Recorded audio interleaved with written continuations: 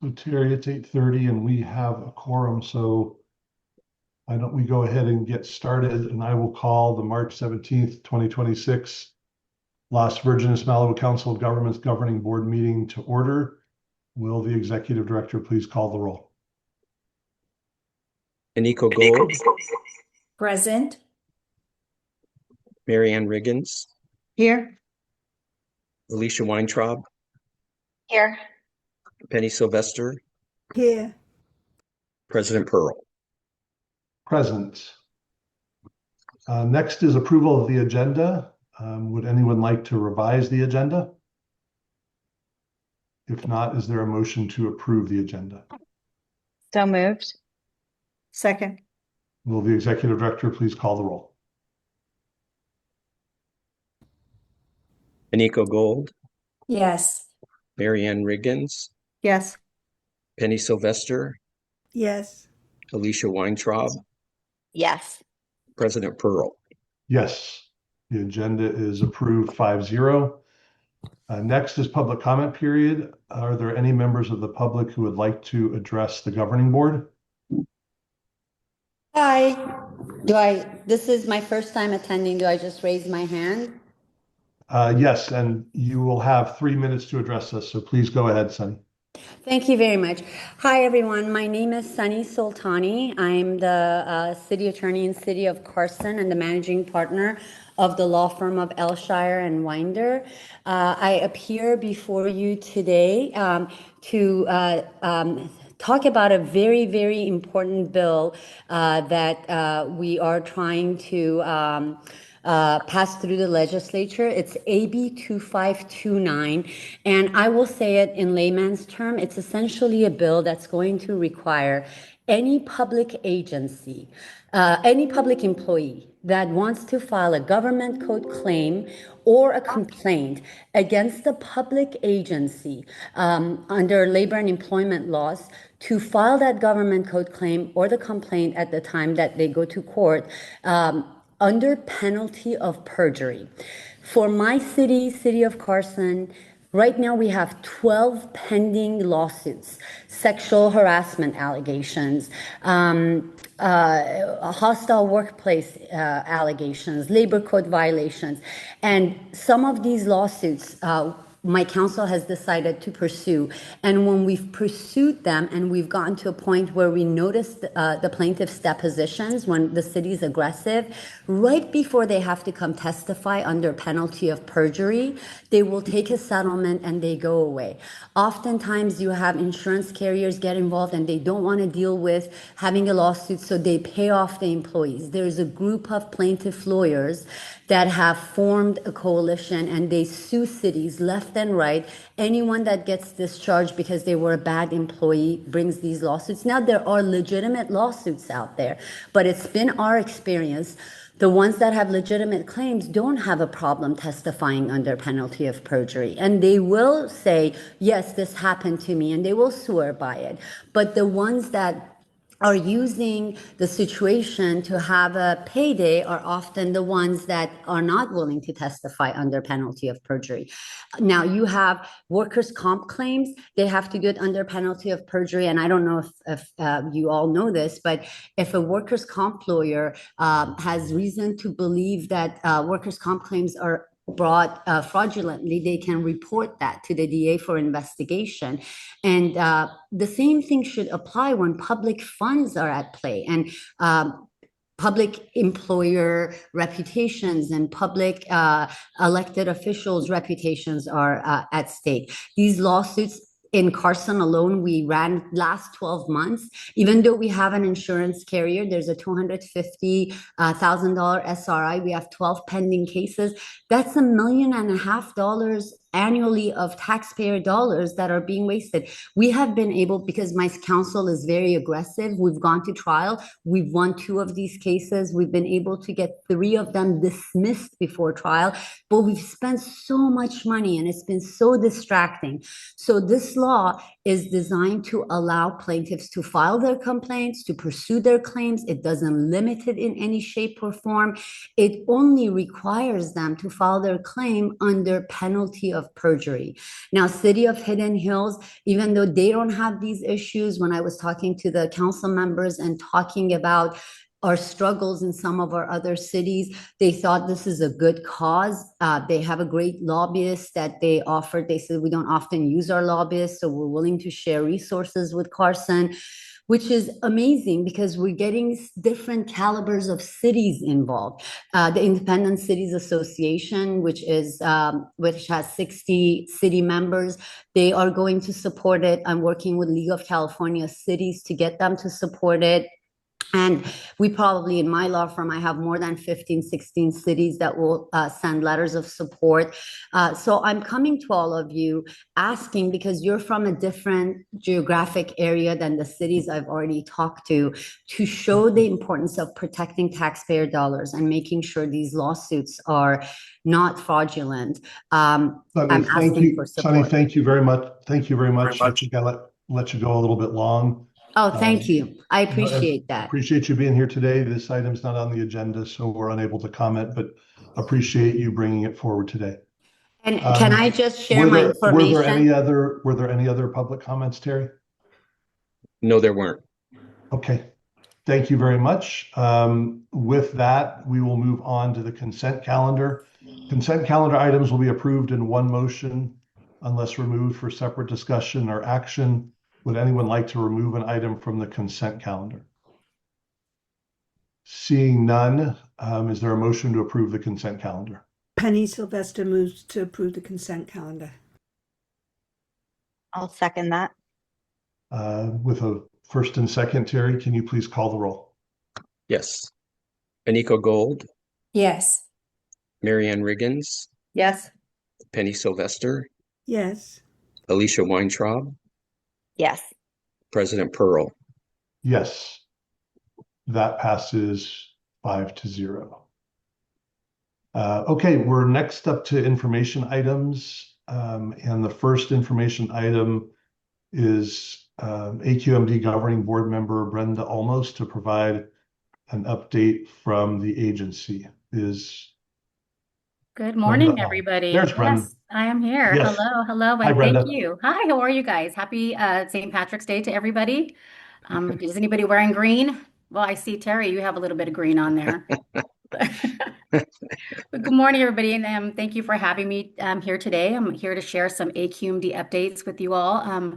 First of all, I just really want to thank everybody. As you know, I have been elected again to represent the Western sector for 4 years. As you know, when I first came on, I took on Solace's midterm, went for the final actually vote in January to complete a 4-year term, and was voted in again. So I just really appreciate all of you that showed up to the city selection committee and provided your vote of support for me. A couple of things that I wanted to touch on today, what I am putting some effort on this year is really some AQMD education. I know as elected officials, a lot of us don't really understand what the AQMD, what the district does. So a couple of efforts that we put into place already. If you're not receiving the newsletter as of yet, please let Maricela know. She is on this call. We want to ensure that we have everybody's email address. There is a newsletter called The Advisor that comes out every 2 months. The first newsletters went out from me mid-February.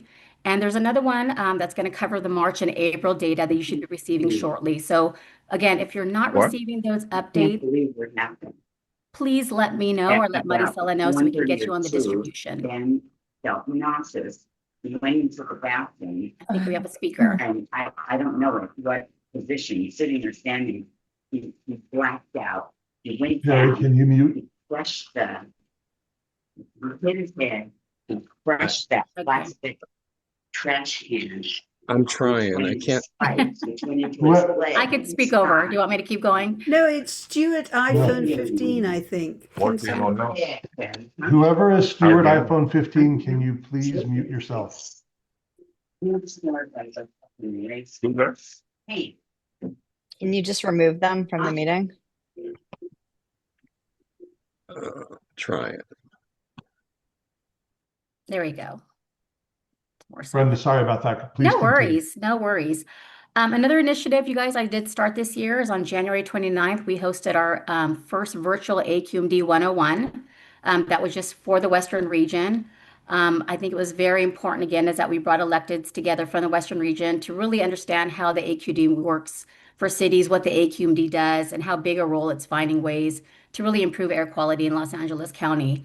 We had Wayne Nestry there presenting, as well as some other staff. So please be on the lookout for those AQMD 101s and please participate. I think it'd be very beneficial for you and your colleagues to understand, again, what the district does. I do want to update you on some rule updates that have come before us. As you all know and are familiar with, there was Rule 1111 and 1121. That was the reduction of NOx emissions from natural gas-fired central furnaces and water heaters. We did receive a lot of letters from actually cities in your COG opposing that rule. Again, just to let you know the way the vote went, as a board, there was a majority vote to send this rule back for more review. We understood that there was going to be a lot of cost for residents to switch out from gas to electric at this time. So we're asking the AQMB staff to go back, kind of do some research on incentive programs, and then we'll bring the rule back to review it. But again, I just really want to say I received a lot of letters, and again, that helps me drive some of my questions to staff at AQMD, and also, what really concerns my cities. So thank you for that. Keep those letters coming when you guys see rules coming out. Another update, as you all know, last year we approved the Ports Cooperative Agreement. Huge agreement between the cities of Long Beach and Los Angeles, as well as the ports of LA and Long Beach. As you all know, for anybody that's not familiar with this, I guess this rule or law has actually not taken place for quite some time. I guess there were some conversations between the ports and AQMD over years before I got there. And I have to just say, this is actually, with this cooperative agreement now, this is actually the first step in ensuring that we are hitting some zero emissions. This cooperative agreement will be structured around infrastructure first. We all know that we need infrastructure in order for us to hit some of these zero emissions. So again, this is in the first stages. We're happy that we got something on the books to move forward with the ports. I know, Alicia, you have a question. I'll come back to that. I'm going to just finish up here. Rules that are coming up that I really want you guys to be aware of are rules 111146. This is the rule which will be aiming to clean up polluting boilers. This will be boilers that are in hospitals, that are at UCs. This rule is actually there was a rule that was adopted earlier, which was 1146.1. They're bringing this rule back, which is going to be 1146.2, which is really going to start looking at large commercial industrial equipment.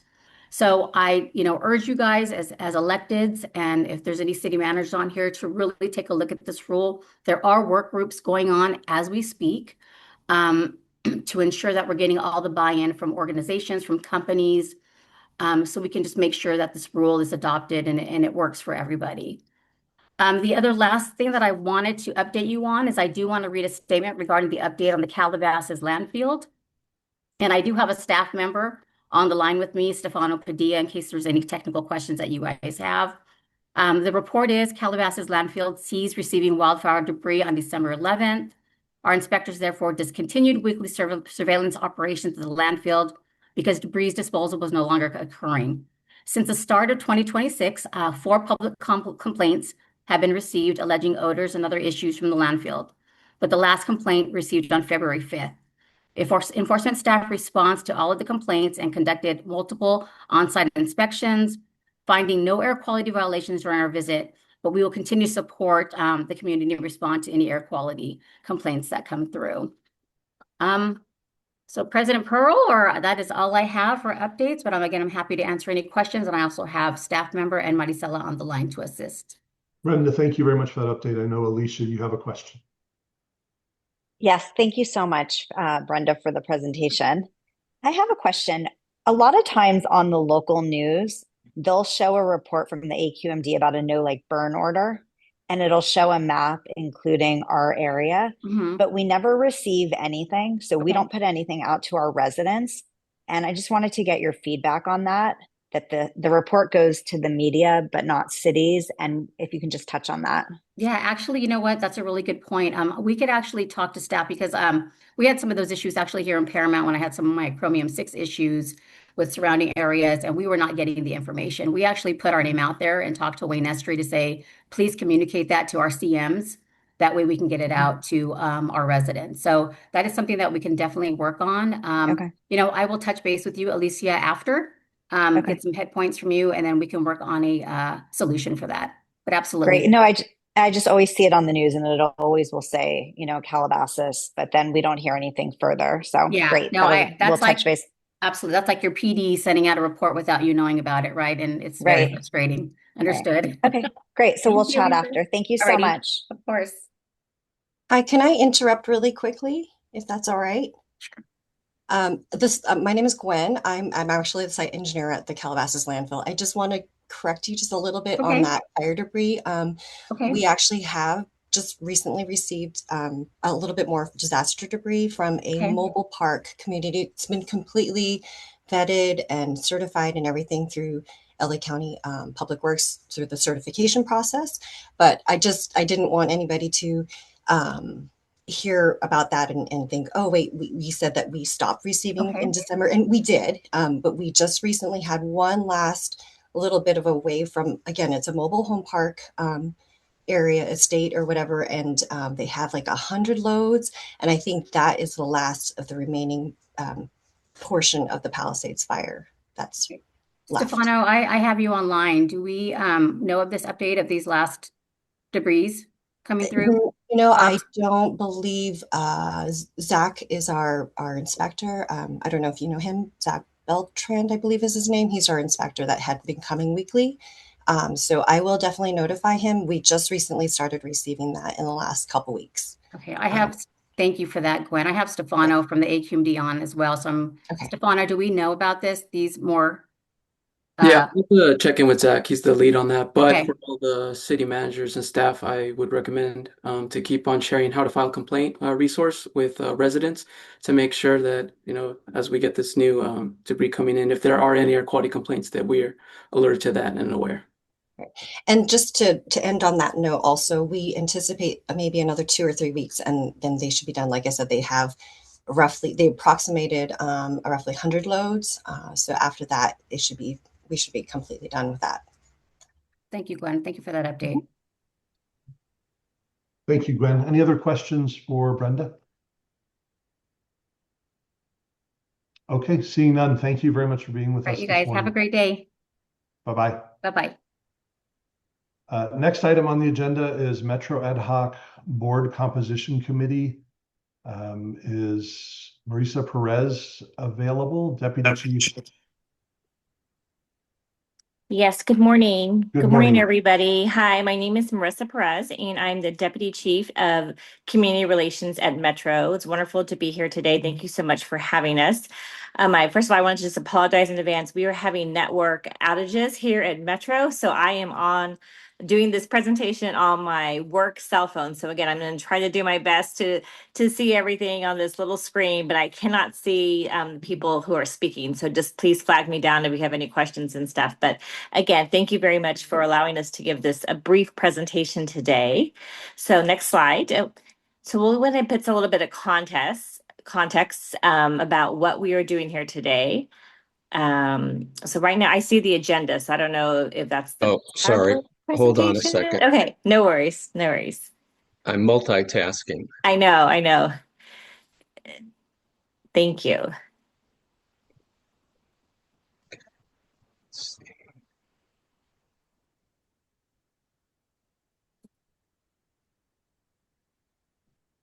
Sorry. Ay.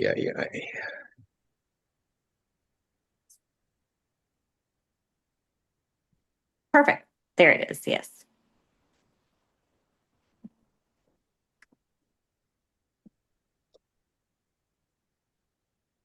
Is that good, or you want to? Yes, I can do this. Yeah, that's good. Thank you so much, Terry. So again, just to kind of frame our discussion here today, we are here today to talk about the Metro ad hoc Governance Committee, which your Executive Director, Terry Dipple, is one of the committee members. So he will definitely be able to share with you continued updates on the committee's work. But the committee was created by the Metro Board Chair, Fernando Dutra. And really, we wanted to focus on what the voters approved in regards to Measure G, and if there was any sort of governance changes that needed to be made as a result of this in regards to the Metro Board composition. So let's put a little bit of context here first before we begin. And I also have Madeline Moore here, who is our Deputy Executive Officer of Government Relations. So she's going to be doing some of the presentation along with me to talk to you a little bit about the history of Metro. But again, just to kind of frame this discussion, in November 2024, LA County voters approved Measure G, which implements the election of a countywide CEO in 2028 and expands the LA County Board of Supervisors from 5 to 9 members in 2032. Measure G does not amend the statutory governance structure of Metro. And as I mentioned, Chair Dutra created this committee, and we were, as staff, directed to provide the ad hoc committee with relevant demographic information, historical information, and comparative information in regards to other transit systems across the country as we begin our outreach and develop a framework for moving forward. So next slide.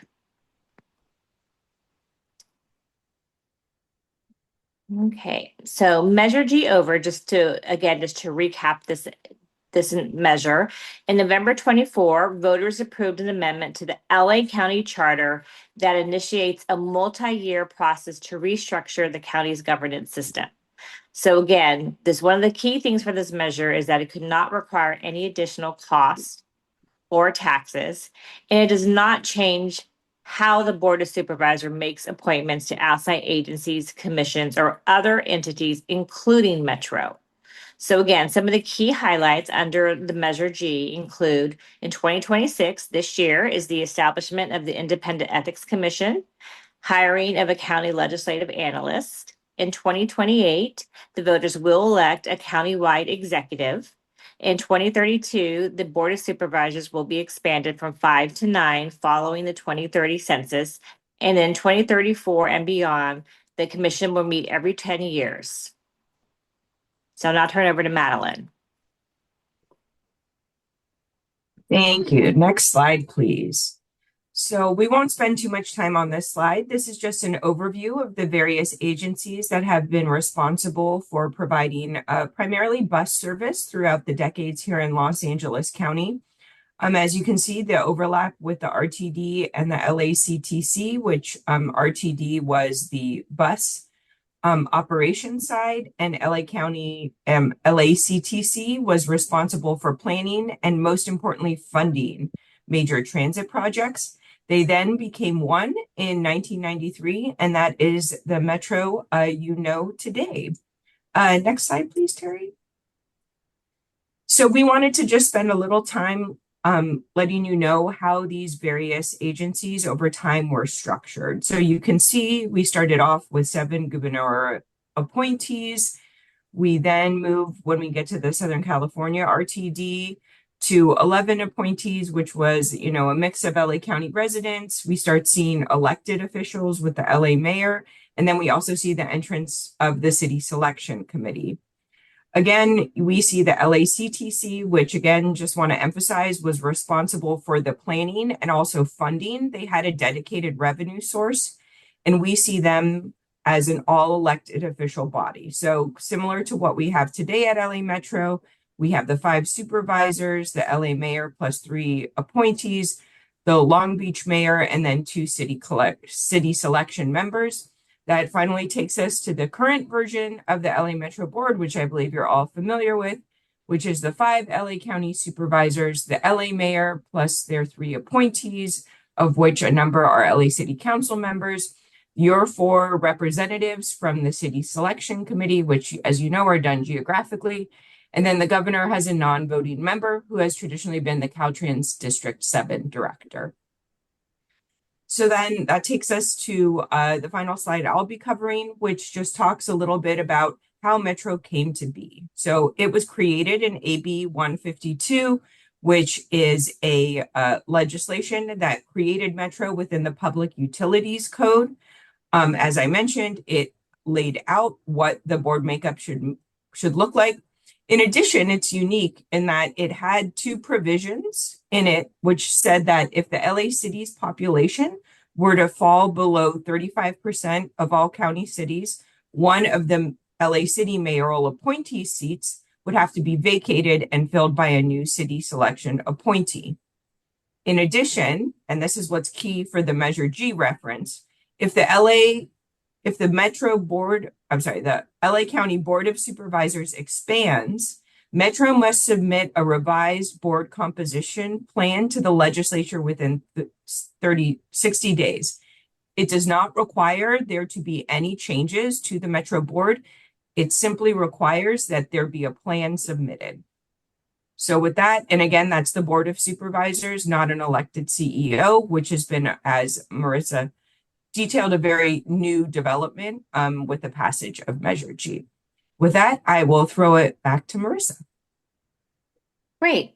Thank you, Madeline. So what does a Metro board member do? So I think many of you are familiar, again, with your representative and what the key responsibilities are. But again, the main focus of a Metro board member is to adopt the annual budget, to approve major capital projects, appoint and oversee the CEO, and again, oversee the planning, funding, building, and operation of a transit system. Next slide. Just a quick demographic shot of who lives in LA County. So as everybody knows, we have 88 cities that are incorporated within LA County. Approximately 90% of those live within incorporated city. The city of LA accounts for roughly 40% of the county's population, and approximately 10% reside in unincorporated communities within LA County. Next slide. So as part of our work, we are engaging on the listening sessions throughout the county, including today, to really hear feedback from you as elected officials and other stakeholders of what type of governance you would like in regards to the Metro board. So this is our plan, our engagement plan, to reach out to different sorts of COGs, service councils, various Metro committees, and do a virtual town hall, as well as targeted outreach to specific groups. We're also going to be, finalizing a dedicated webpage where we will be able to take your comments, as well as a social media toolkit. Next slide. Here is a slide with all of our listening sessions that are being conducted at each one of the service councils. So again, opportunity for, if anybody wants to make comments, to please to attend these. We will also be sending a social media kit that we would appreciate you sharing out with your constituents as well too.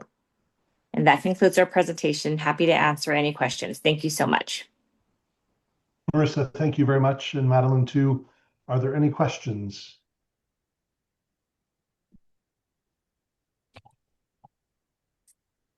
I can't see if there we go. Penny? Can we get a copy of this slide presentation? Yes, happy to provide it. Thank you. Marianne? As you may or may not remember, I am on the service councils appointed from the COG. So we're going to be having a meeting on the first Wednesday in April. Sorry, I should have my calendar up to tell you the exact date. April 1st.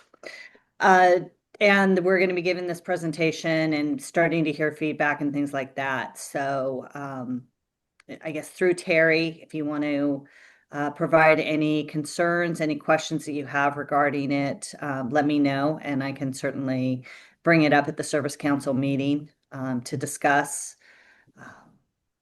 So just here to be of service to the COG. Thank you, Marianne.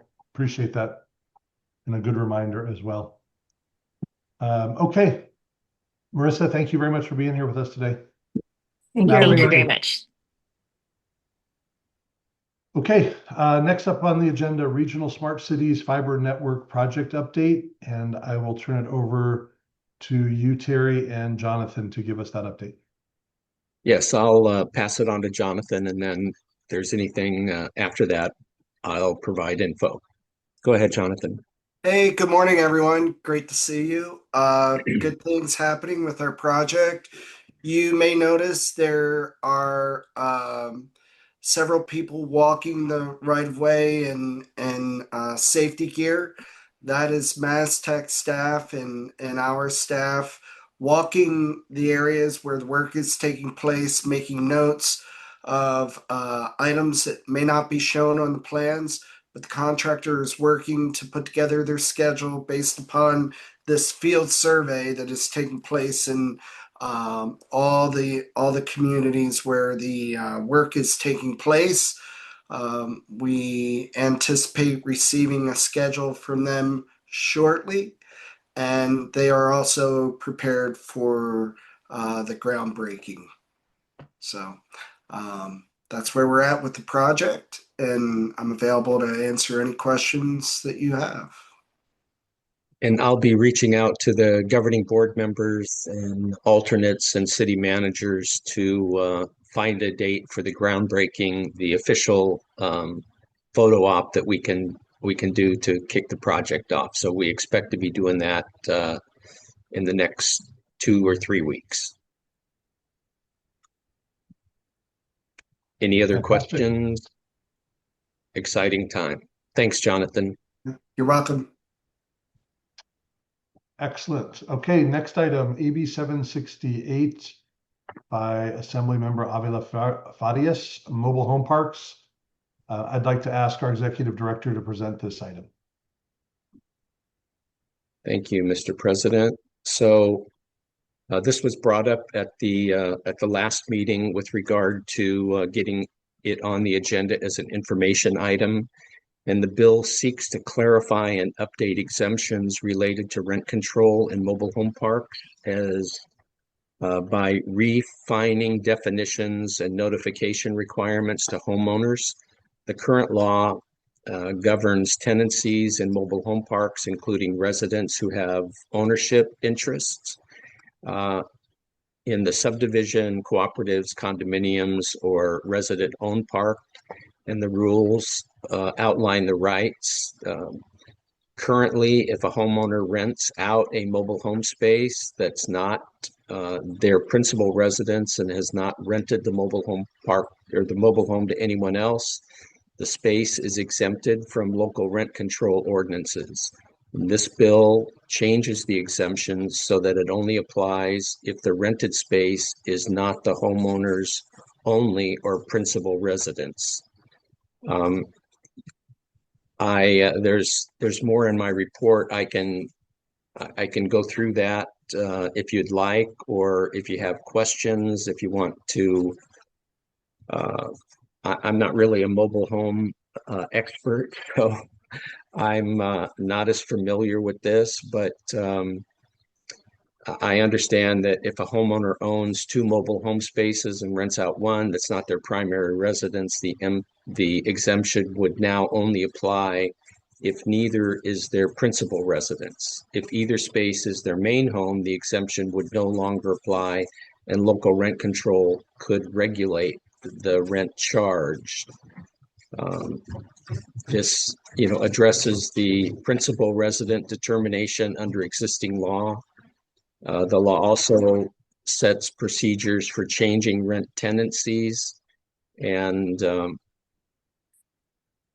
the bill adds that before management modifies the rent or other terms after learning from records that the space is not the only or principal residence, they must notify the homeowner. And existing laws exempt certain rental agreements from these provisions. The bill narrows these exemptions so that they only apply to mobile homes that are actively held, available for sale. So I would ask if the governing board would like to put this on the agenda for further discussion at the next meeting in order to take a position and maybe have someone from the league, Jeff, that is maybe more familiar with this bill to comment. Thank you, Terry. I was having a hard time hearing you at the very end. I think it was just my computer, though. This bill was brought to my attention by a Malibu council member, so it had slipped under our radar. We're in the process of preparing an opposition letter to it. We did have standing policy on rent control, regardless of mobile home or not. We want to make sure that cities retain that authority. So we are going to take this an opposition letter forward. Okay. Thank you, Jeff. I would like direction from the board if they would like to put this on the next meeting for action. Thoughts from governing board members? Mary Ann? Yeah, I mean, I think that we definitely need to look deeper into this. It has caused quite a level of concern. We have 2 mobile home parks in our jurisdiction, and our tenants are, very concerned about just what they can do with their mobile homes, whether it's their primary residence or if they, have a secondary one. So I think it's worth doing a deeper dive into it and getting more support from across the state to make sure that, as Jeff said, that local control is where these decisions are made and not at the state level. So I would request that it be put on for a determination if we can send either an opposition letter or whatever the board would like, but have a discussion. When is the league's process going to be done? Will you all have a position in the next month? I expect we will. Yeah, we're just really in the process of drafting a letter at this point. He told me it was going to be up this week. I'm hoping it will be, but I haven't seen it yet. Okay. Any objection to what Mary Ann said? Okay, Terry, I'm going to take Mary Ann as the last word. And if we can add this to our agenda, and I'll dig in a little bit deeper, and then we can discuss it for a potential position at our next board meeting. You got it. Okay, and now your executive director's report, Terry. Thank you. I wanted to bring to your attention that I will be, since the governing board has already taken a position with regard to Zone 0, I will be attending the Board of Forestry meeting on April 23rd, which fortunately for us is in Calabasas at the community center. And I'll be representing the COG to speak in support of option 4 for vegetation and option 2 for trees. If there's any governing board members that are available that day, unfortunately, Penny, who's been our representative, is unable to attend that day. So that's why I'm filling in. But if there's anyone else that could join me to provide additional support, that would be appreciated. I'm happy to report that with regard to the SCAG Regional Council District 44 election, our representative, David Shapiro, did not have any challengers and will continue serving on the SCAG Regional Council representing our cities in District 44. So congratulations to David. I would encourage all of you with regard to the Form 700 filing. I know that many of you have filed your forms, but if you haven't, April 1st is the deadline. And I know that the governing board members and elected officials have to file with the FPPC. And when you do that, you need to download a copy. Well, first of all, you need to make sure that you add the COG as an additional agency that you serve, that you represent. And then when you file, please download your Form 700 and email it to me, or if you want to submit it to the county directly, you can do that too. But I'd be happy to do that for you. I just want to make sure that everybody gets their Form 700s in on time. As Jonathan mentioned, we're actively underway with regard to walking the sites for the COGS fiber project, and I'll be reaching out to you with regard to a date that's convenient. We are going to hold the groundbreaking in Westlake Village in order to get things underway. So that'll be exciting to kick that off. And then as I won't go into the details, but I attended the first Metro Board Composition Committee meeting, and it's actually a Brown Act committee meeting, so it's a lot more complicated than I expected. And as you heard from Metro, they're doing a complete outreach effort in order to support any decision that comes to the Metro Board from the Composition Committee with regard to an expansion or leaving it the way it is. So the next meeting is coming up in March, and I'll continue to update you as the milestones occur and we make any recommendation to the governing board. President Pearl and Aniko and I attended the COG County Leadership Coalition meeting last month, and they're discussing about when to have the next meeting. It appears that because of the so many conferences in May with regard to contract cities and other conferences, that they're going to probably hold the next meeting in June. So I will keep you up to date on that. And then just a reminder, the May 19th, the COG meeting will be in Westlake Village, and we'll have the tour of the wildlife crossing following the meeting. I continue to get interest from the Wildfire Solutions Coalition. I'm not, by raising this, I'm not advocating that we join. I'm just letting you know that they're continuing to follow up with us and would like either individual city support or COG support. And then we began our meeting with the COG cities to discuss the upcoming Measure M funding that will be recommended to the governing board and the city managers in September for adoption, and then it'll be forwarded to Metro. So that concludes my report. Happy to answer any questions. Questions for Terry? Seeing none, thank you, Terry, for your report. We'll now move into our city updates, and we will start with Agoura Hills and Nate. Good morning, honorable board members. A lot going on this month. This evening, to celebrate St. Patrick's Day, we're going to do a community wildfire protection plan workshop. And this will be a review of our draft of this item. And we'll get all the feedback and then hopefully get that processed in the next month or two. We are also completing our evacuation analysis. We have been able to present to the Board of Forestry, and that was approved on May 10th. And so we will be taking that to our Planning Commission and Council in the month of April. And we have a new housing development project. It is 54 units, fully 100% affordable. And we will be holding a webinar for the community and the region on the 26th of this month, and from 4 to 6, and going over the details of that. So the applicant will be there as well. And then to kick off our spring events, we have a fun event that's well attended every year. It's our Breakfast with the Bunny at our Reyes Adobe Park on the 28th. It's a great time for family, bring out the kids, grandkids, all of that. We welcome everybody to that community event. And with that, I'll conclude it. And Penny, if there's anything you'd like to add. No, I think you have it covered, except I would like to add that our mayor took a group bird watching this weekend.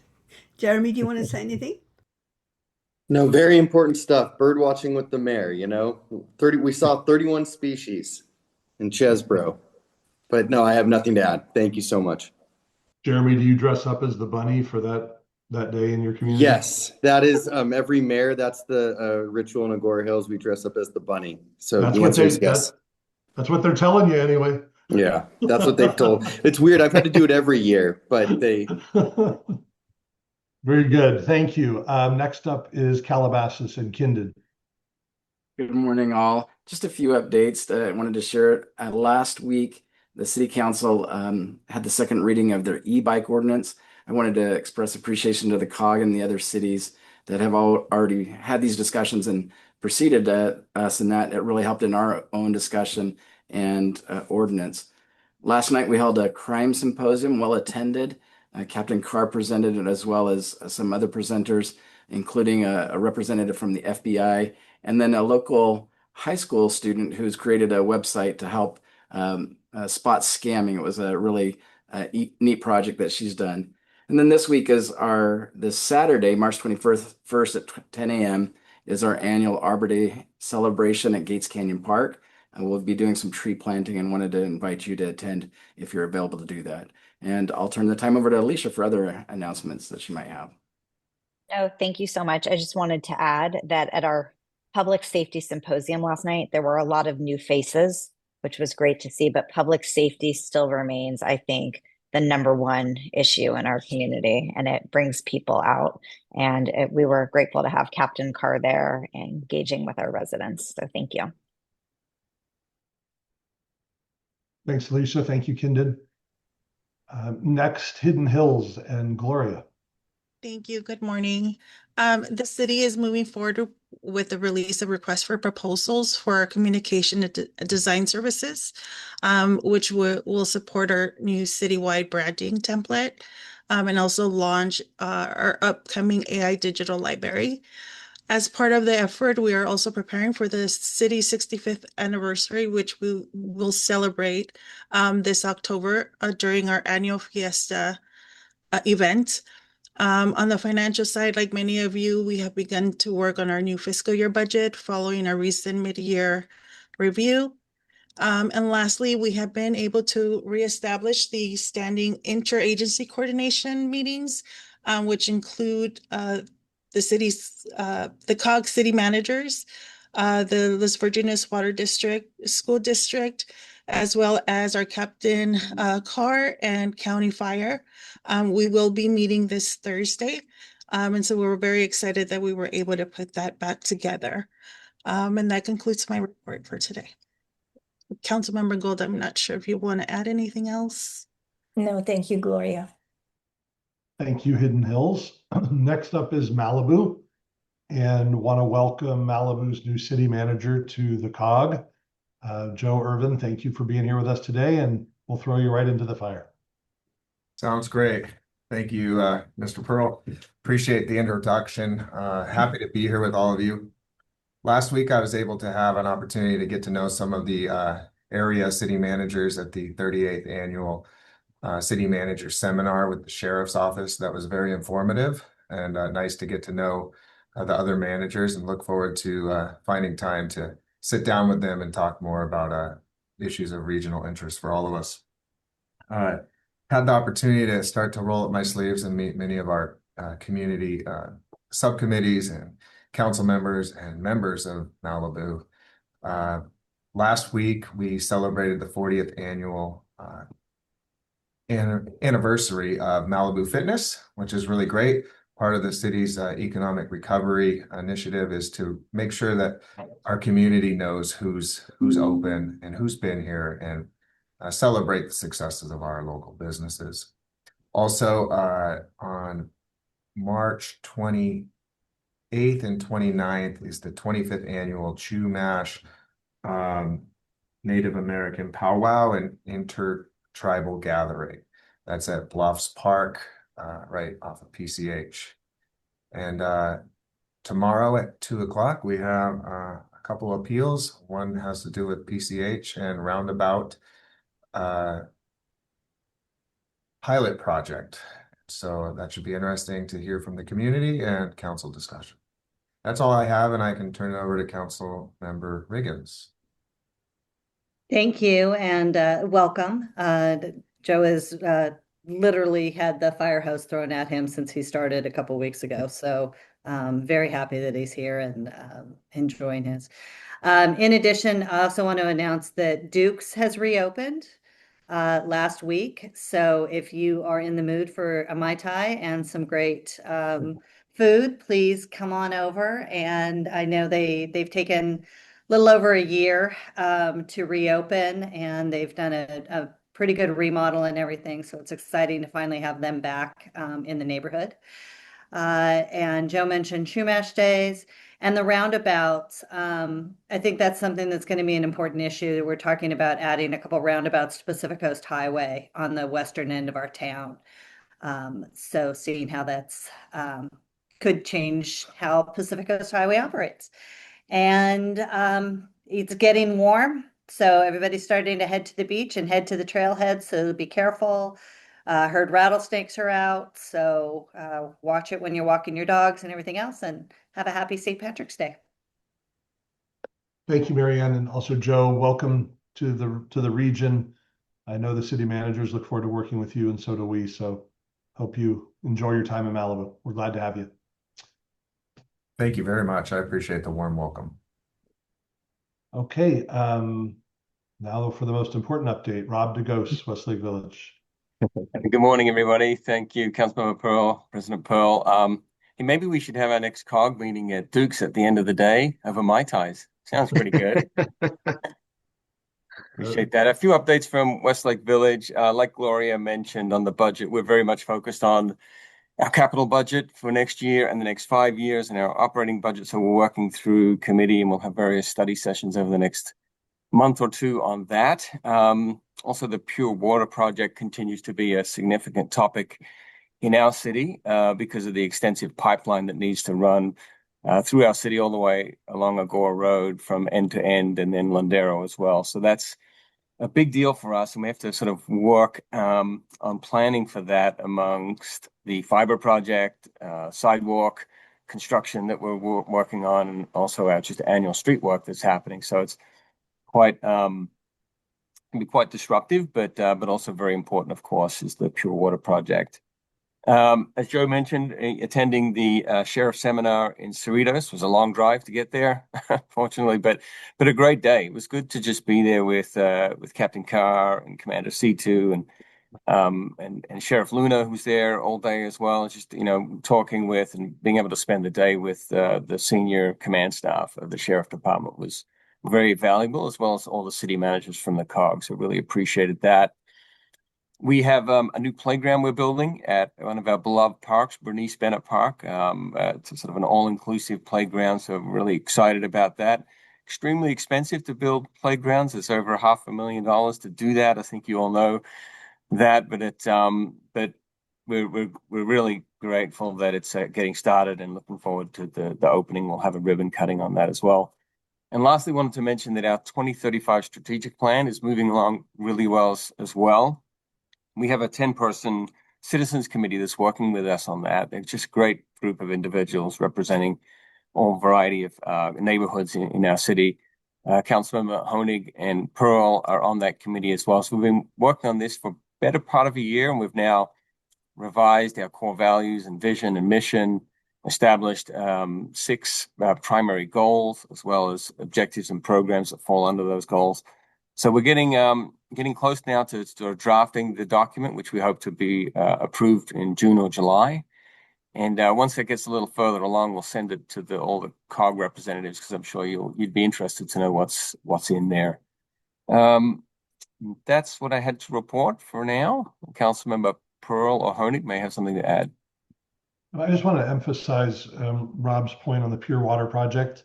It is certainly an issue of regional importance, and the work that we've been doing with the team at the Las Virgenes Water District has been outstanding thus far. We have basically 4 main roads that go through Westlake Village, and over the course of the next 2 years, the disruption on 2 of those major roads is going to be very significant in our community. And I think it's going to be a lot for the council and staff to manage and for our residents to get used to. But we always start our council meetings with a huge amount of support for what the water district is doing and bringing that new water supply basically to our region. And so as disruptive as it's going to be for a couple of years, it certainly has a huge regional benefit over basically a lifetime. And so the work that's being done, I just want to, Jeremy, want to make sure you're hearing this too. The team has been just absolutely outstanding, especially with Oliver and the work he's been doing on all the traffic mitigation. So it's definitely going to be disruptive, but also I think at the end of the day, a worthwhile project. Kelly, did you have anything to add? Okay, we will move on to public safety, legislative, and agency partner updates. And we will start with LA County Sheriff and Captain Carr. Good morning, honorable COG members. Thank you for having me this morning. I will start out with some station updates. Again, I'm going to keep advertising this. May 2nd is our open house. Again, we want to avoid the rain, so I want to hope to see everybody there. It's always a good time. We always have a great turnout. We're going to be evaluating.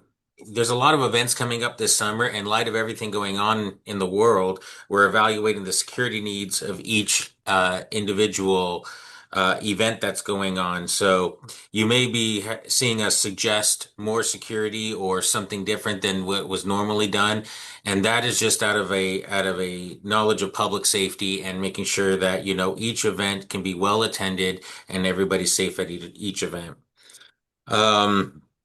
We're welcoming next Monday 2 new trainees, so I'll be meeting with them, and then another 3 more next month. I'm very happy that a lot of the newer deputies are seeing the value in coming to Lost Hill Station and all the things that we have to offer.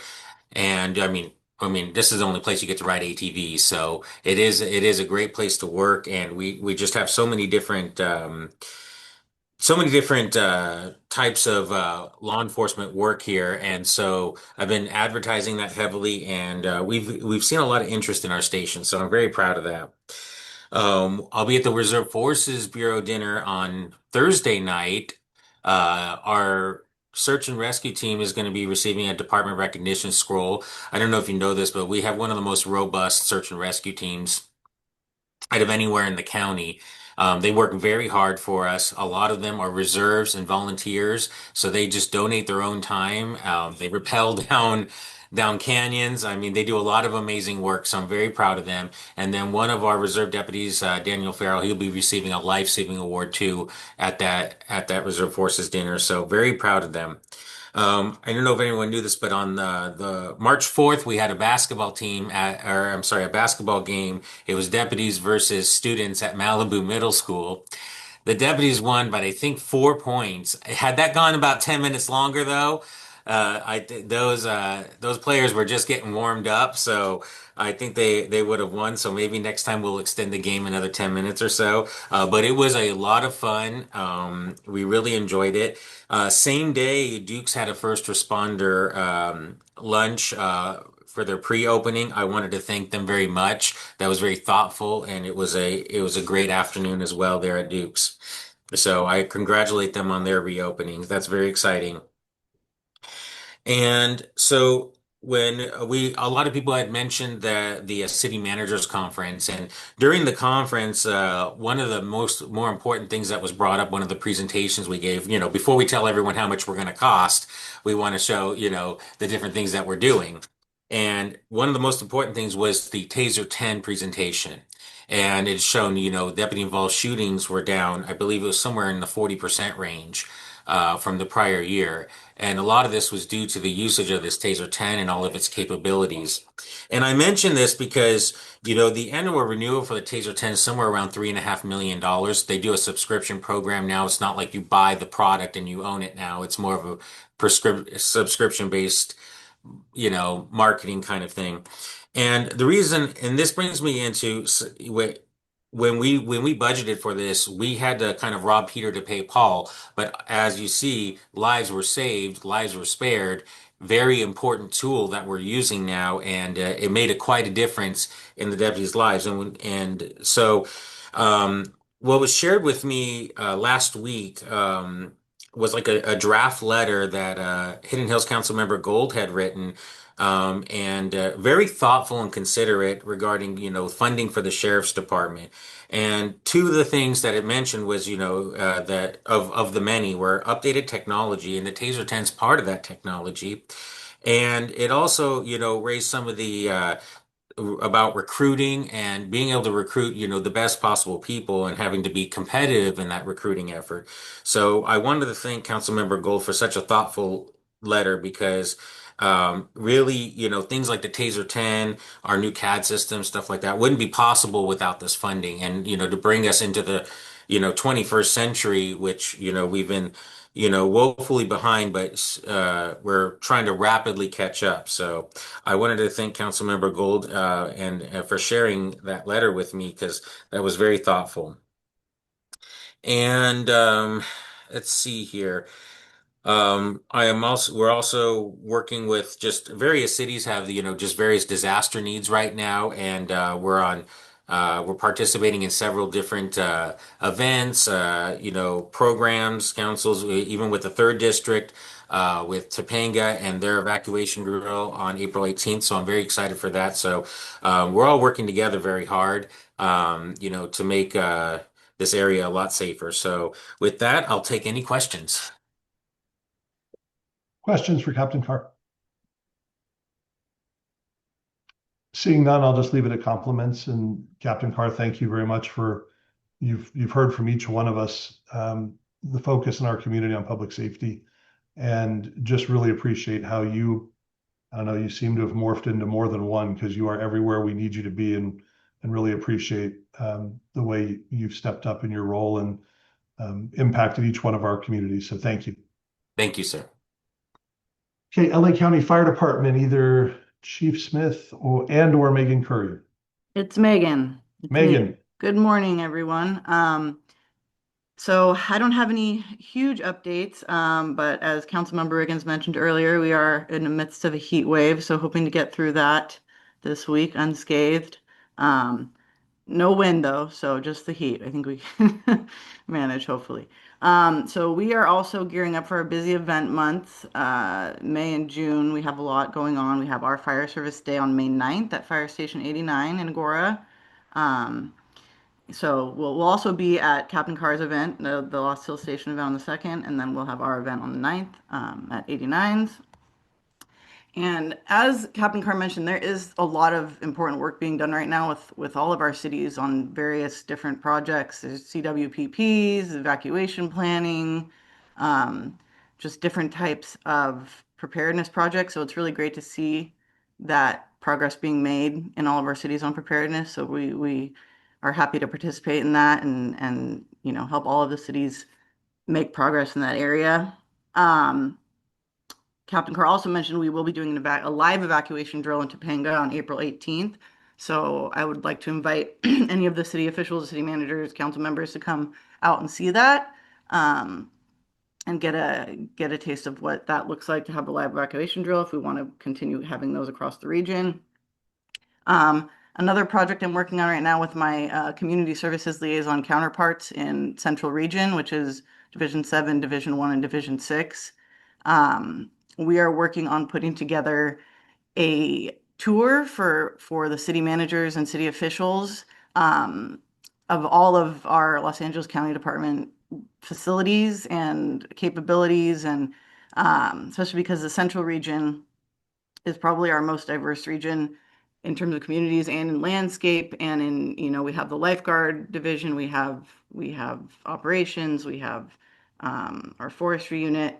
So we are putting that together right now. So I'll be reaching out to the city managers to try to gauge interest and put together some potential dates for that.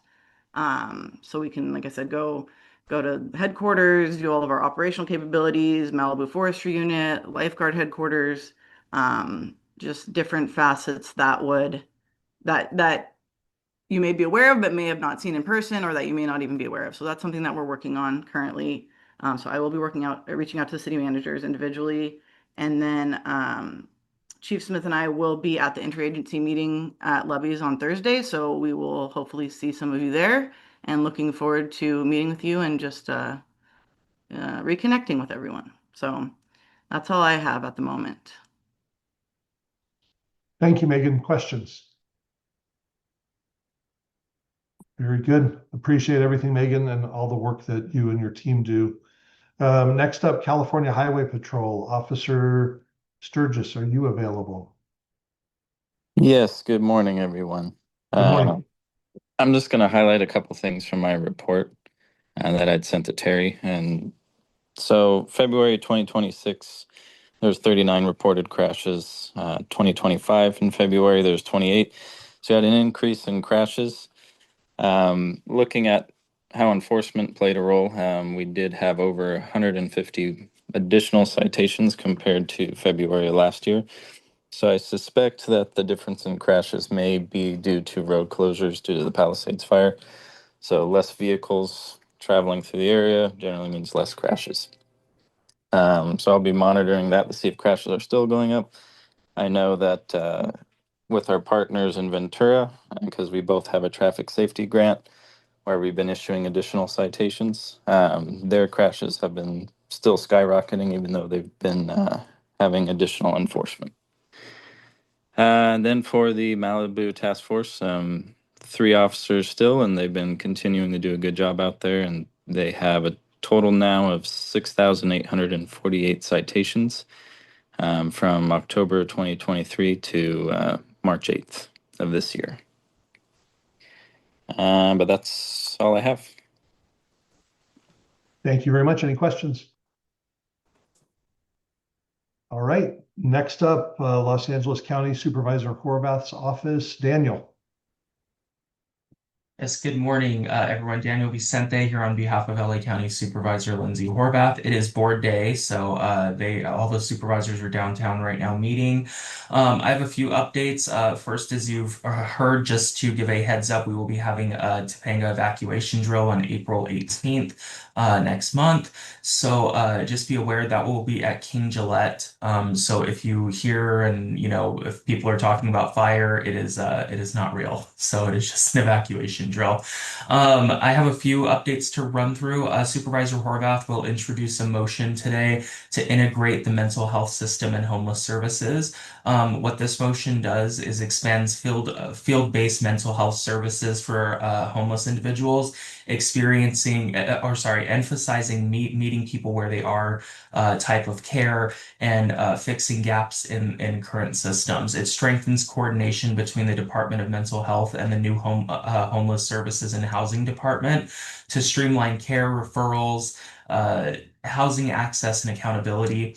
It also orders multiple actions, including teams, training, data sharing, and reporting to improve service delivery, workforce capacity, and outcomes with a report back in 90 days on progress.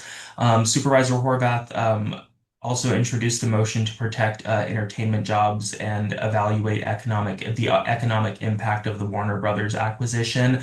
So it calls for a comprehensive economic impact study of the proposed Paramount Skydance acquisition of Warner Brothers. The motion directs the county's Department of Economic Opportunity, or DEO, to assess the potential effects of the merger on the county's workforce and develop an action plan to support entertainment industry workers. The motion also authorizes County Council to submit formal comments to the U.S. Department of Justice regarding antitrust concerns and monitor related actions by state attorneys general, including California Attorney General Rob Bonta. The motion directs DEO to leverage workforce programs, including high road training partnership, to mitigate potential disruptions and potential job training and placement opportunities. The board advanced Supervisor Horvath's motion to address losses failures to pay service providers. At the March 3rd meeting, the LA County Board of Supervisors advanced a motion authorized by Supervisor Horvath to address ongoing payment failures at LASA and ensure service providers delivering county-funded homelessness programs are paid for the work they have already performed. The motion directs the county's acting chief executive officer, the Department of Homeless Services and Housing, and the auditor controller to embed county staff at LASA to review financial operations, stabilize contract administration, and directly oversee a plan to ensure providers are paid for county-funded contracts through June 30th of this year. County leadership will return to the board with a financial analysis and corrective action plan on April 14th. The supervisor also has called on the city to come to the table and work with the county to help find solutions that protect lives and public funding, and has been very outspoken in her desire to work with the city and make sure that we have a a multi-jurisdictional approach to the way that we're handling homelessness. The board also sent a letter of support um, a letter of support to support AB 495, which was authored by Assemblymember Celeste Rodriguez. It's also referred to as the Family Preparedness Act of 2025. AB 495, which took effect on January 1st, allows a custodial parent to nominate a joint guardian for their minor child in anticipation of temporary unavailability, including immigration-related circumstances, without relinquishing parental rights. The law provides families facing uncertainty with greater legal clarity and stability. Those are all the updates that I have right now, but happy to take any questions if you have any. Thank you, Daniel. Terry, did you want to make a comment here? Yes, I did. After the agenda was posted last week, I received an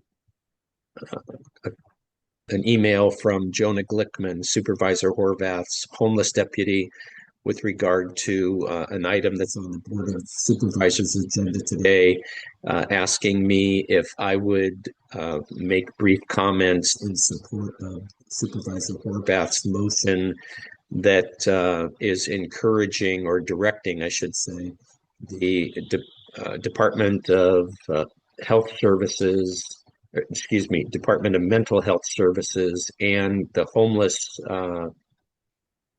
Department to work together on issues related to unhoused individuals. And I know that, in our area, we have,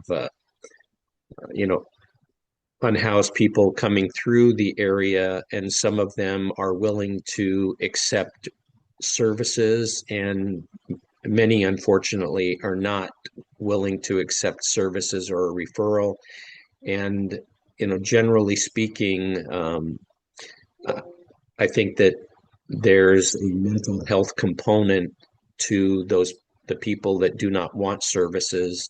And it's very important, I believe, and I think from Gabriel's activities in the COG cities, that we speak out in support of this. And so I would hope that the governing board would allow me to make those comments. Thanks, Terry. Any questions or concerns on Terry's remarks or questions for Daniel? Do we have to approve? Do you need our approval, Terry, or you're just going to go ahead?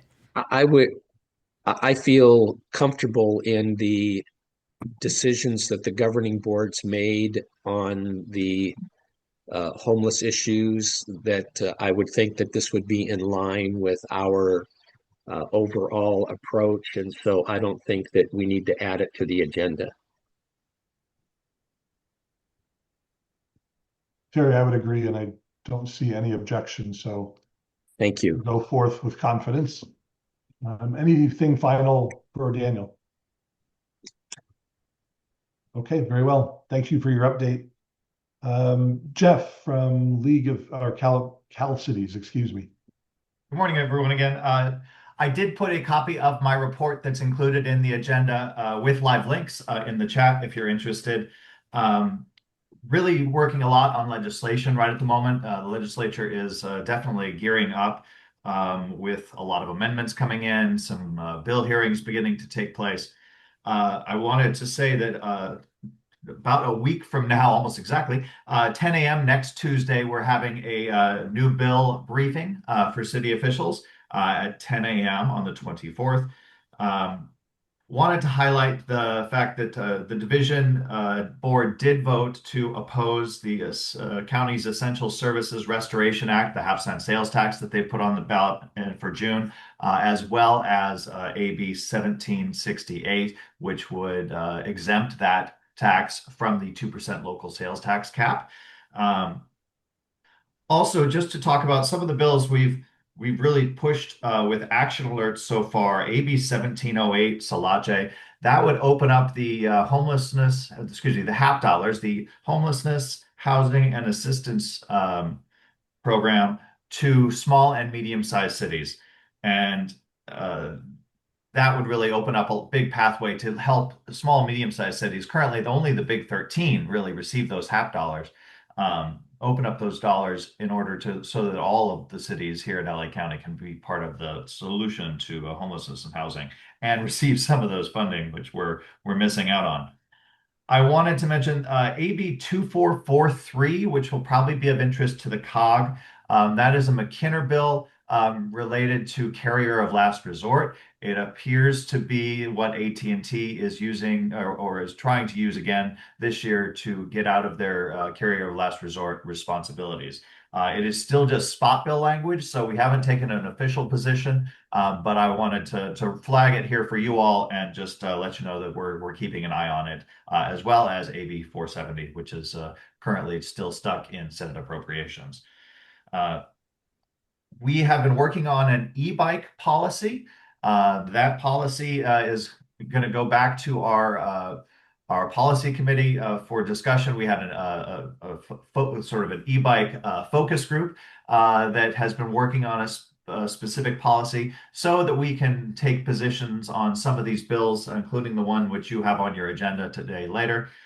So I just wanted to make mention of that. That'll give us some opportunities to take positions in a month or so when we get that policy back from our board of directors.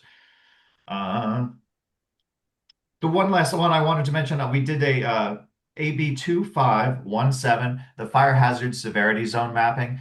This is a bill which would try to iron out that process. I know a lot of us, the cities went through this process of accepting public comment, even though the cities really didn't have a role in putting that comment into any good use with CAL FIRE. So we're trying to take some lessons from what we learned during that process, make sure that this is happening every 5 years, since cities were kind of not sure when CAL FIRE would come together and do this. So we wanted to take part in this bill and try to get it better. But you'll see our sponsored bill list also included in my report, but I'm always happy to answer any questions if you have them. Thank you, Jeff. Any questions? Very good. Appreciate you being here today, Jeff. Lastly, updates from staff, legislative staff and agency partners, and I'll note just for the board, the SCAG update is included in our agenda, pages 19 to 22. Were there any other partners or legislative staff that wanted to provide an update? Stephanie. Good morning, everyone, and happy St. Patrick's Day. I wanted to draw your attention to the SCE Annual Emergency Planning Seminar. I did put information in the chat there and sent some extra emails to our city managers and mayors. So if you're able to join us, we would love for you to do that. Also, our targeted underground program is kicking off. There's a lot of work taking place to prepare for undergrounding in many of your cities. So your city staff may start seeing permits come in, but I also am going to be setting up meetings for city managers and planning managers to meet with the team, learn about the impacts that could be coming from the work that's upcoming. My first meeting will be kicked off with the city of Calabasas, so there's a heads up there. We're looking to underground the Paradise Circuit that goes from Calabasas. It goes through unincorporated LA County and down into Topanga. So that's one that's coming up. And I want to also thank the city of Malibu, the staff, as well as Councilwoman Halen Conrad for helping to support in preparing to do underground work on Merlin and Cuthbert. And we're still working through that. But I bring this up to say that we all want to ensure that we can underground efficiently in our community, that these miles come here and they come here. We're doing more than half of the miles that SE is allotted to do in the next 4 years in and around your communities in the Las Virgenes-Malibu community. And I'm fighting to make sure that we can hold those miles here. And sometimes that means right of ways and communicating to residents, and building trust, having conversations. And sometimes councils members and staff have those relationships with those HOAs or individuals who can just help bridge that gap. It is, of course, everyone's individual choice and what they choose to do. But when we can get in front of folks and we can provide them information, then they feel empowered to make an informed decision. So that's our goal. And then lastly, I just want to say I'm really excited that SCE has participated. We have a scholarship program, and we give $50,000 for 4 years to 30 students, which is a lot of money. And we'll start presenting those checks in the cities starting this Friday. So some of your cities I'm not sure if Las Virgenes-Malibu, I'm doing a presentation in El Segundo coming up, but I will look out if we are presenting to one of your students. I will let the councils know. But I also bring this up to say that we do this every year. So I will be sharing information with our cities and school districts, to get those applications in for our kids that are interested in STEAM, because it's a really wonderful opportunity. So thank you very much. Stephanie, thank you. Appreciate that. Sophia? One last thing, I'm sorry. If you would like a presentation on the regional TUG program for the COG, it's something you can consider and agendize. Thank you. Thank you, Sophia. Hi, my name is Sophia. I'm with State Senator Ben Allen's office. So if there's another person that had a question for Stephanie, they can go before me. But I'm here to provide updates.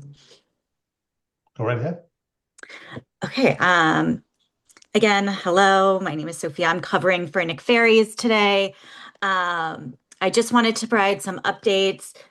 We have introduced our legislative package for the year, and there are a number of bills that are very important for this COG, so I wanted to share some of them. So the first one that I wanted to share is our low interest loan for home hardening program. This bill creates a state-backed low-interest loan program to support homeowners adopting wildfire hardening measures in their homes. That's a really important one.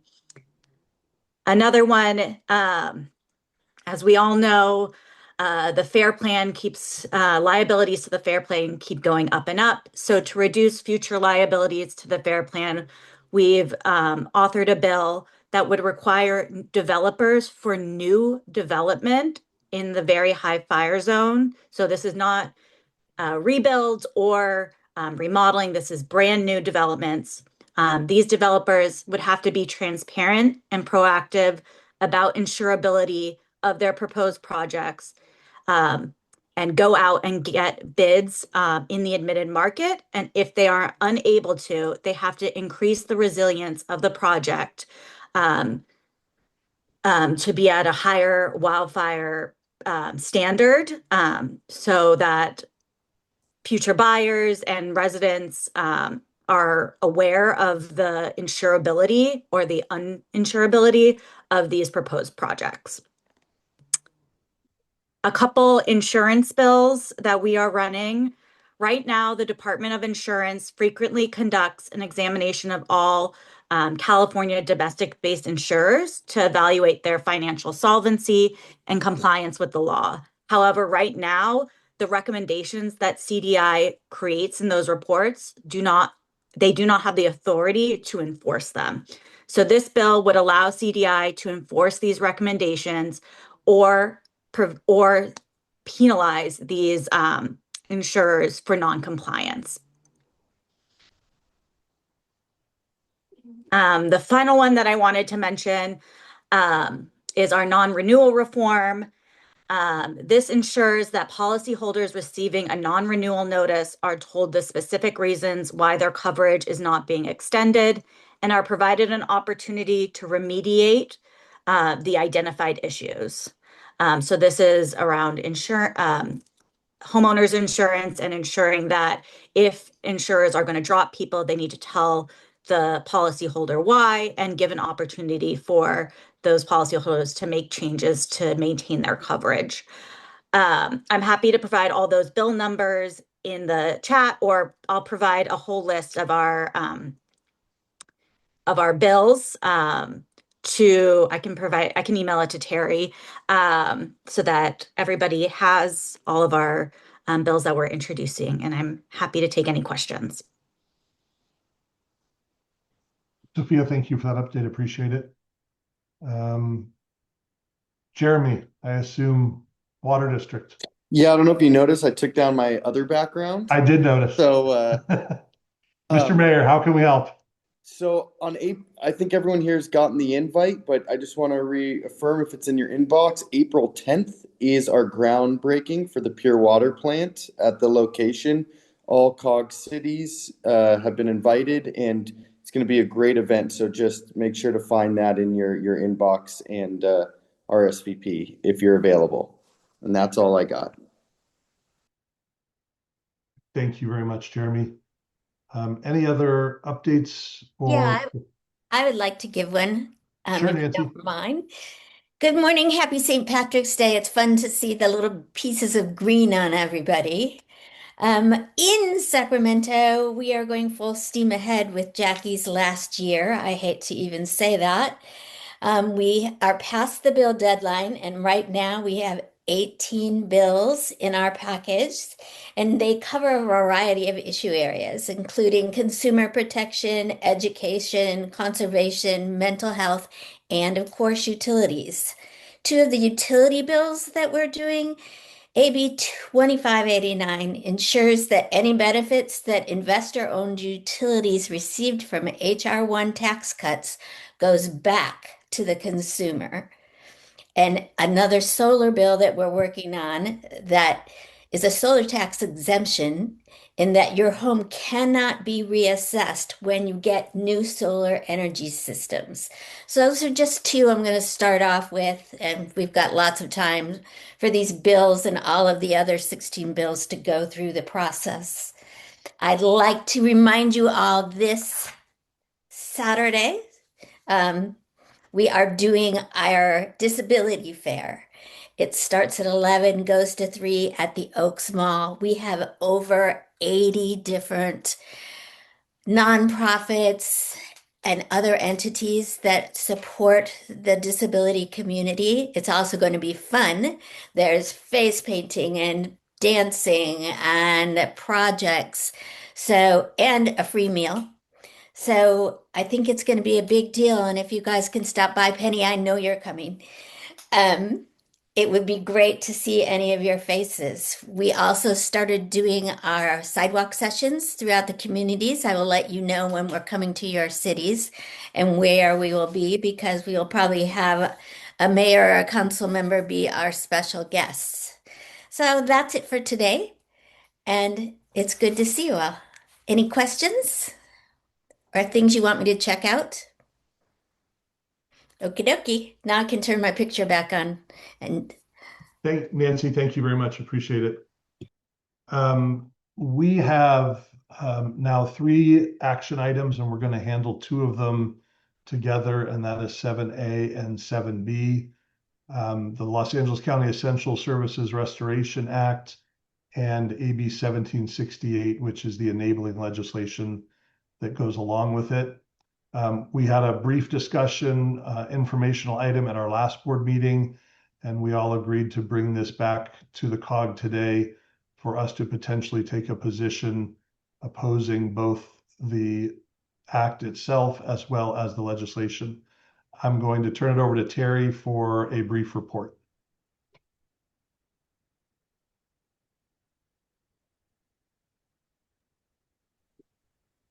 Thank you, Mr. President. So as Ray said, he asked the governing board to take this back to the respective city councils. I have prepared 2 letters that are attached in the agenda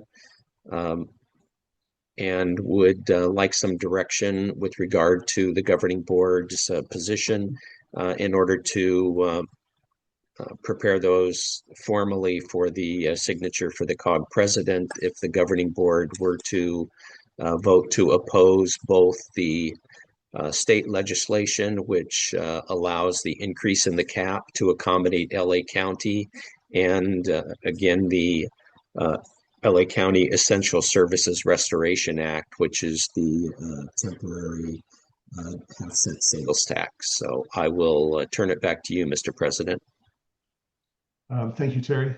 We had a pretty detailed discussion last time. Are there any comments, questions, concerns, or thoughts on this? I mean, I can certainly just let you know from Westlake Village, we did indeed have a rather lengthy conversation at our council meeting with a lot of concerns and unanimous support to oppose both the legislation as well as the LA County sales tax. And there were a number of reasons, but certainly the nature of the tax, and then of course bumping up against the cap. And as a city that's on the border of LA and Ventura County, but all of us are pretty darn close, this makes it really almost non-competitive for some of our businesses because of how much lower the sales tax is in Ventura County. Not to mention the difference between a general use tax and a special use tax. And there were a whole lot of other issues that we discussed. But that's the Westlake Village point of view, and would love to hear comments from any of the other cities. Penny. Thank you. Our city council declined to take a vote on this, so I will just be abstaining. Thanks, Penny. I can comment for Calabasas. Alicia. We're opposed to this. Marianne and Nico? Yeah, we are, I mean, I am opposed to this as well, so I'm okay sending those letters. Marianne?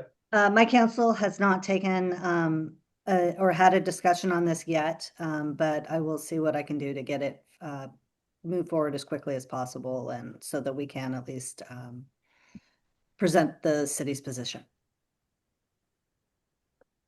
So Terry, with that, I mean, it's not a formal vote, but it sounds like 3 are willing to send, but 2 might not be. 1 is not ready and 1 is going to abstain.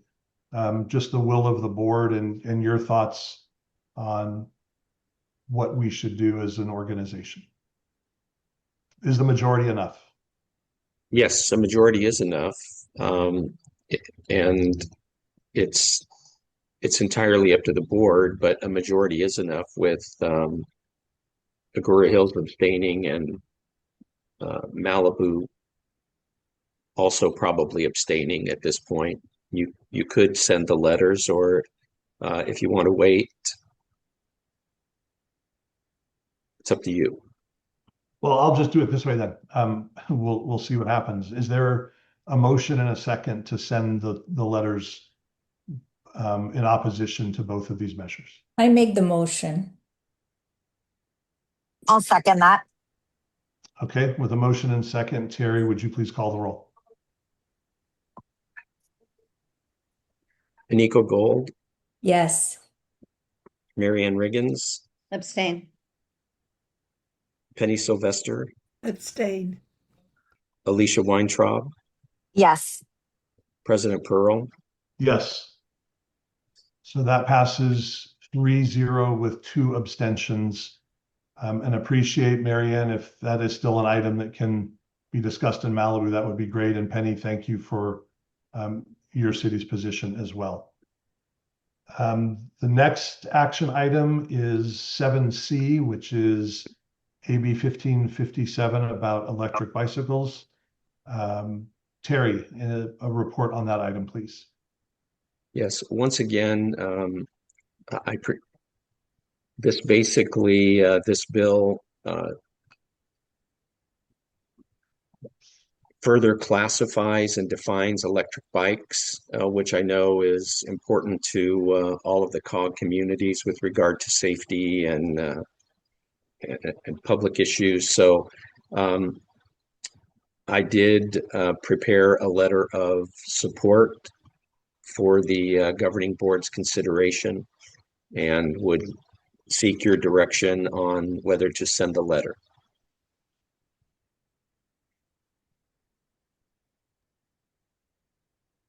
I mean, Thoughts from board members?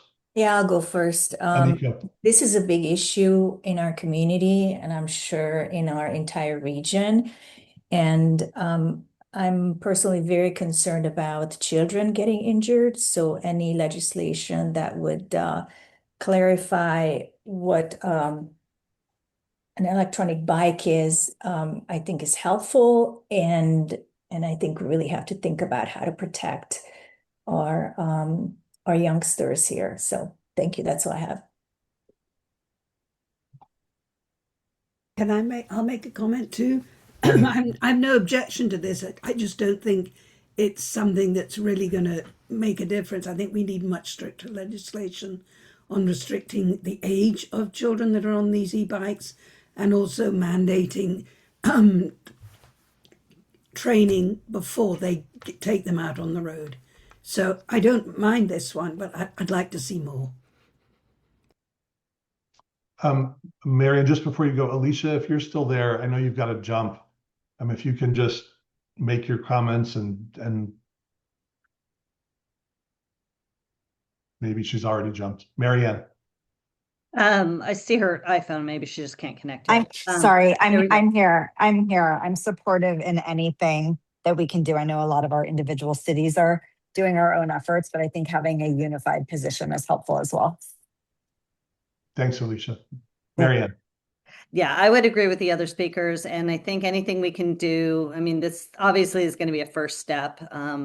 Hopefully this can help our law enforcement partners to get clarification and get education out there.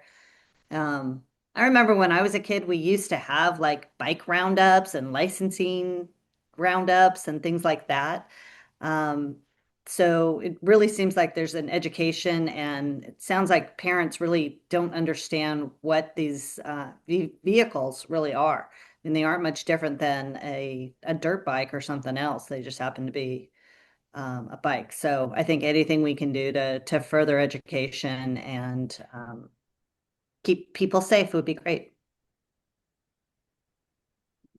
And I would just say that I concur with everybody else's comments. I think the e-bike issue has become huge in every one of our communities, and anything we can do to take a step towards whether it's education or enforcement, I think is something that will benefit not only those who are frustrated, but ultimately the safety of the children who are out there unsupervised and doing some incredibly dangerous things.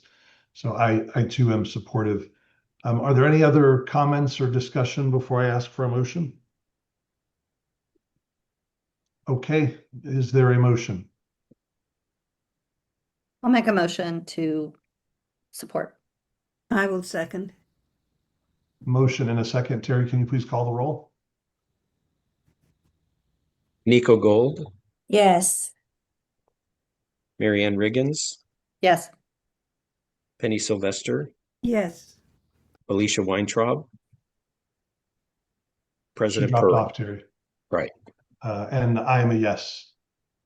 So that passes unanimously. And if you can add Alicia after the fact, it'll be 5-0, otherwise 4-0 with Alicia having to leave the meeting. Okay, that gets us through our action items. Next is general comments and requests for future agenda items. And I know, Terry, you had some general comments, and then we'll take requests for future agenda items. I just had two real quick items. I wanted to remind the board with regard to the California Transportation Commission reception in Agoura Hills on Thursday from 5:30 to 7.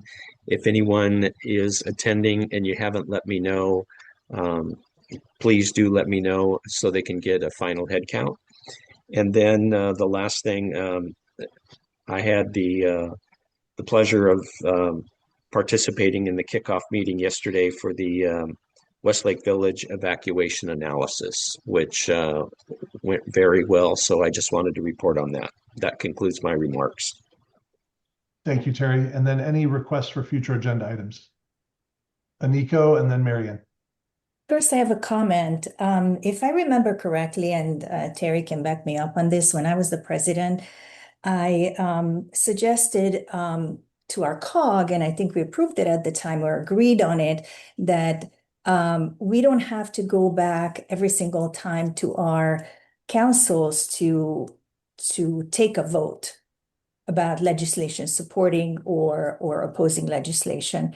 And I know that the Agoura Hills has their legislative platform, and Penny's very familiar with that, but I think it would really make us more efficient if we would return to that. And of course, that's, every council member, every board member has the right to take things back to their city if they feel like. But I just kind of want to remind us that at the time we agreed to be able to vote, as we are trusted with our with representing our cities. So Terry, do you recall that?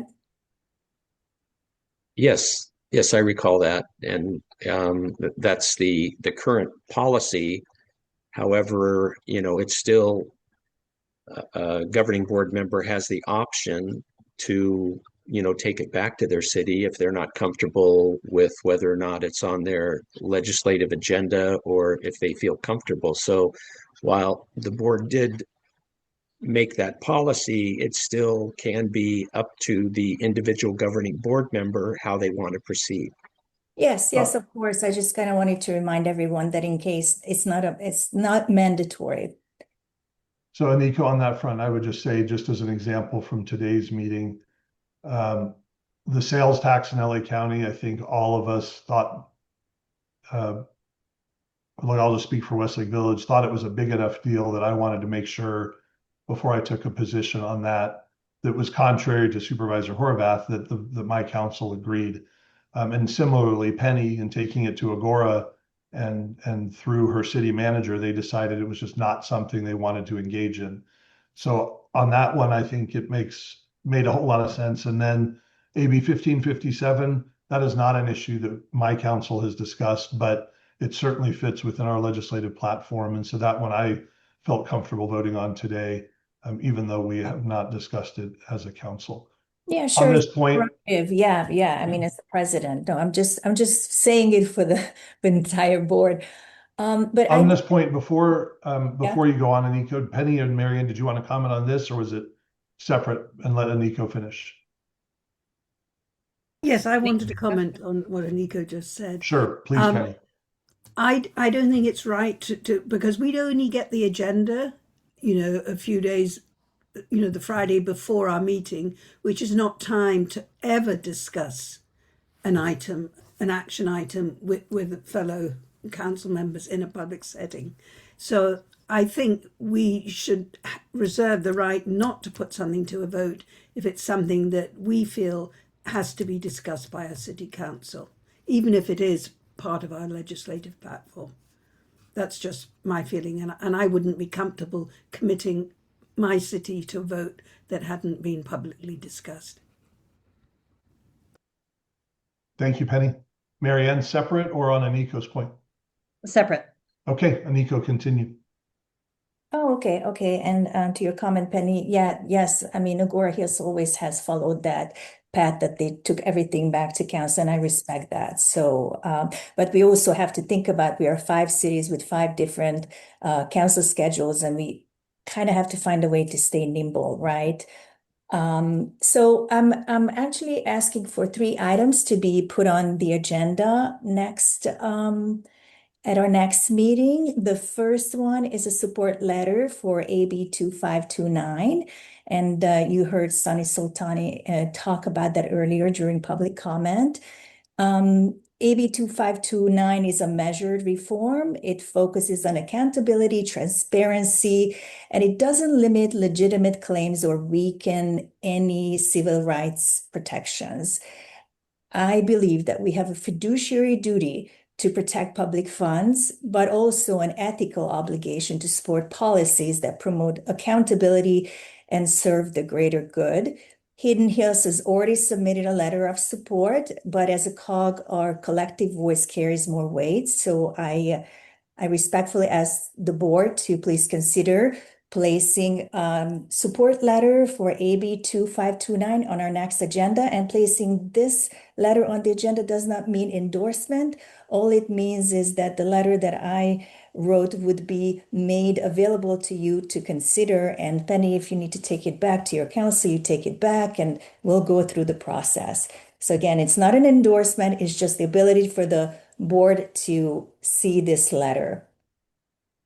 That would be my first ask, and I have two more. And your other two?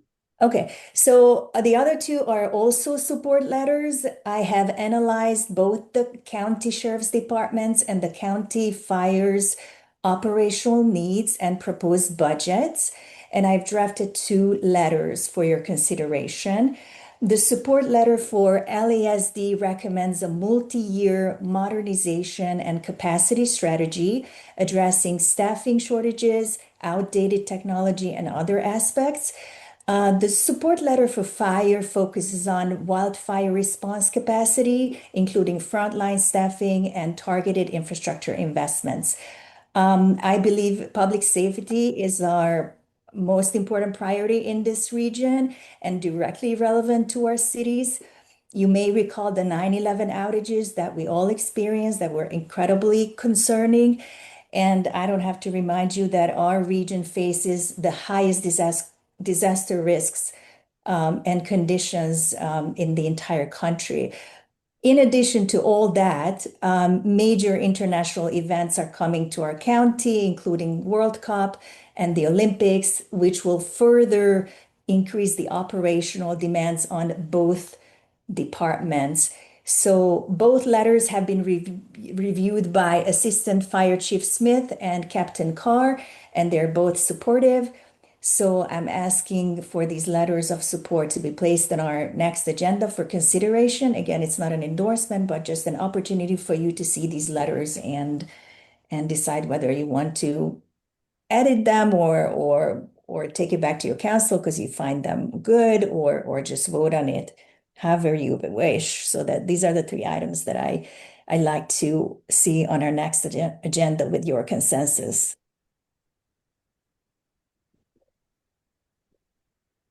So I'll jump in. I'm not going to address. I'll address it this way. I think that when the COG submits letters, those should be done by our executive director, taking input from all of us, and not a letter that's written by any one of our cities, but that is an ability to take into account opinions from everyone. And so what I would love to do, especially on the nature of the issue with fire and the issue with the sheriff, as well as a very technical bill in AB 2529, is I would really, quite frankly, love to get the opinion of our city managers as to where this fits into the overall COG agenda and all of the things that you all are working on. It doesn't preclude, Aniko, you sending those letters if you've already done so or under your name. But those are my thoughts, and I don't really have a strong opinion one way or the other as to whether or not they end on the agenda, but I'd like to know what the city managers think and have them have a chance to review it. Penny, Marianne? You want me to comment on this one? I agree with what you just said, Ray. So I would like to get more feedback. Marianne? My hand's still up from my separate subject, but I agree with Penny and Ray. Okay, so with that, Aniko, I see that there's a TAC meeting on April 1st, and if you can make sure that the information that you have, those two letters, as well as information on AB 2529, are able to get to our city managers, and they can take a look and have a professional thought provided back to us as a governing body. Yeah, thank you. I respect your position and the position of Malibu and Agoura Hills as well. And of course, I look forward to the input. However, as you all know, the city managers had their conference with the sheriff a couple weeks ago or less than 2 weeks ago, and these issues were all brought up by Sheriff Luna. And so they are very well aware of staffing issues and technology issues. And Captain Carr mentioned this as So, well. Aniko, we're not going to discuss it today. I understand the issues that you're asking us to review. Yeah. And we will get them to the city managers. Are you saying, Ray, that every time somebody brings something forward, Aniko, city managers have to weigh in? Aniko, the issue has been decided. We're going to refer these to the city managers. Okay, any other, Mary Ann, you had your hand up? I was just going to mention that the California Transportation Commission, we are hosting them at our city this Thursday and Friday. So if you have any business or anything that you would like to share with them, we welcome you and hope we can have robust conversations about transportation in our area and in the state overall. Very good, and that follows also with the reception that Terry mentioned at Agoura Hills. So a great opportunity for our region on really important transportation issues, and hope I will see all of you, whether in Malibu or at the reception in Agoura Hills. Any other items of general comments or future agenda items? I want to say they're disappointed that our governing board is not willing to put these items on the agenda. I'm just very disappointed, and I apologize to our law enforcement and fire partners for that, and the cities that expected our support. And I just hope they'll be more nimble in the future. We'll take your apology as an apology of one, appreciate. That is not on behalf of the governing board. I know. The announcement of our future meeting dates: April 1st, our TAC meeting at 8:30 a.m. and our next governing board meeting on April 21st. That one will also be done via Zoom. And as Terry mentioned, our May governing board meeting will be in person in the city of Westlake Village. With no further business, we are adjourned. Thank you all. Thank you.